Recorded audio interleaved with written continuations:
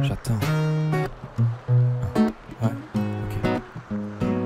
J'attends que la marée noire monte, que les pluies soient assises, que le CO2 nous asphyxie quand la nuit s'épaissit. J'attends qu'il fasse chaud en hiver comme au mois d'août, que je sois laissé sur terre comme un poisson dans le mazout. J'attends un peu plus d'électricité dans l'air, quitte à respirer de l'oxygène 100% nucléaire. Ik ga naar Lauwersoog. En wat gaat er op Blauwezoog gebeuren? Een beetje ontspannen, een beetje hardlopen en een beetje fietsen. Van alles wat? Ja, ja, een beetje. Want als ik naar deze auto kijk, dit ziet er wel sportief en serieus uit. Dat klopt. Alleen, we hebben op het moment even een rustperiode ingebouwd. Ik ben hardloper en ik zit nu in een rustweekje, eigenlijk 2 weekjes. Dus dat betekent om de dag een beetje trainen, zowel lopen als fietsen. Dus vandaag wordt er gelopen en het weekend een beetje fietsen. Dus we hebben te maken met een sportieve toerist.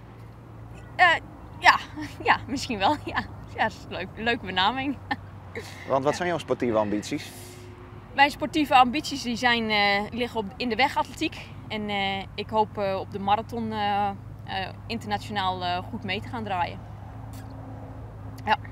En dit jaar eigenlijk een echte serieuze stap gezet naar de wegatletiek. En dat meteen met een Nederlands kampioenschap gedaan op de halve marathon. Dus wat dat betreft zijn we leuk op weg.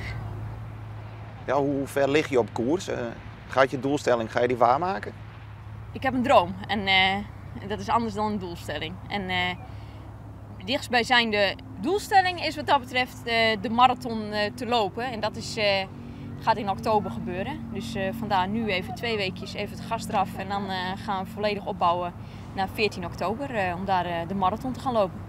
Ja. En nu zo'n weekend op Blauwezoog. Heb je dan ook nog een beetje vakantiegevoel of is dat echt serieus aan de bak? Nee. Wat ik zeg, ik zit in een rustperiode. Dus dan eigenlijk zou ik nu in mijn middagdutje zitten. En dat doe ik nu dus ook even niet. Dus nee, het is gewoon wat meer relaxed. En ik train wel om de conditie op peil te houden, maar het is allemaal op een lager pitje. En genieten dus ook even. Ja. Wij wensen jou heel veel succes met je droom. Dankjewel.